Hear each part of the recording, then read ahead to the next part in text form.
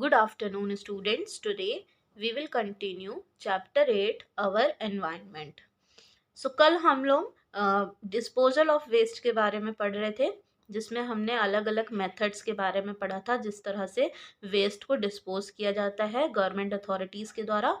तो हम लोग ने कल ओपन डंपिंग के बारे में पढ़ा था, कंपोस्ट पिट्स के बारे में पढ़ा था।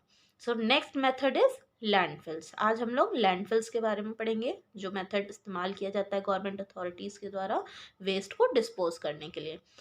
So landfills are sites for waste disposal where garbage is dumped into deep ditches.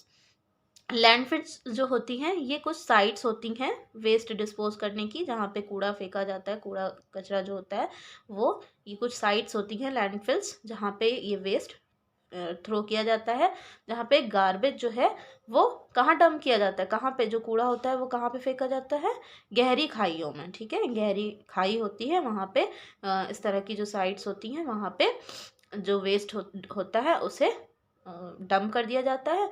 और once full they are covered with soil, और जब ये भर जाता है, ठीक है, ये जो गहरी खाई है जब ये कूड़े से, ये वेस्ट से भर जाती है, तब इसे क्या किया जाता है, मिट्टी से ढक दिया जाता है।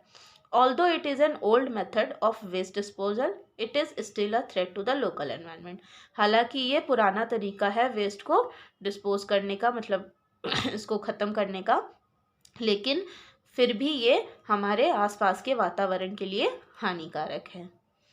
Next is the 3 Rs। Okay, next topic है हमारा 3 Rs। अब 3 Rs क्या होते हैं उसके बारे में हम पढ़ेंगे इस टॉपिक में। Reduce, reuse and recycle.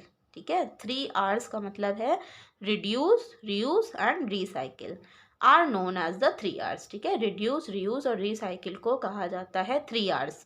It is a very useful method to reduce environmental pollution. ये सबसे यूजफुल तरीका है, सबसे ज़रूरतमंद मेथड है जिससे हम एनवायरनमेंट पोल्यूशन को कम कर सकते हैं। हमारे आसपास का जो वातावरण है, जो वातावरण का प्रदूषण है, उसे हम इस मेथड से कम कर सकते हैं।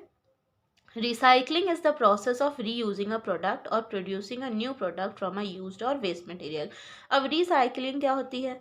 recycling जो है वो एक प्रोसेस है, ठीक है, किसी भी सामान को दोबारा से इस्तेमाल करने का। ठीक है, रिसाइकलिंग जो है वो एक प्रोसेस है जिससे हम किसी भी प्रोडक्ट को रीयूज़ कर सकते हैं, या फिर उस प्रोडक्ट को प्रोड्यूस कर सकते हैं न्यू प्रोडक्ट में। मतलब यूज़ किया हुआ जो सामान होता है, जो वेस्ट मटेरियल होता है, उससे हम उसे नए प्रोडक्ट में कन्वर्ट कर सकते हैं और उसे दोबारा से इस्तेमाल कर सकते हैं। उस प्रोसेस को हम कहते हैं recycling.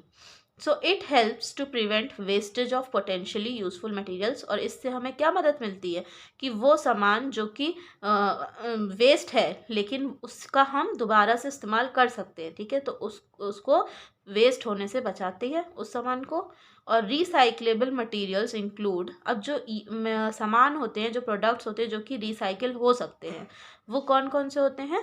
Glass, paper, metal, textile, plastic and electronics. ठीक है, ये कुछ मटेरियल्स हैं जो कि रिसाइकिल हो सकते हैं, जैसे कि ग्लास हुआ, पेपर हुआ, मेटल है, टेक्सटाइल है, प्लास्टिक है, इलेक्ट्रॉनिक्स है। All these materials can be used again with the help of this process. तो ये जितना भी मटेरियल्स हमने अभी बताया आपको, इसका हम इस्तेमाल दोबारा से कर सकते हैं। किस प्रोसेस की हेल्प से?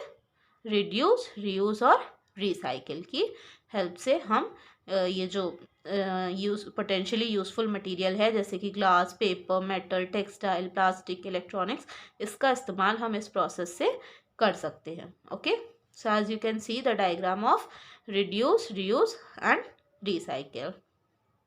So students, here we have finished this chapter. I hope you have understood. Thank you.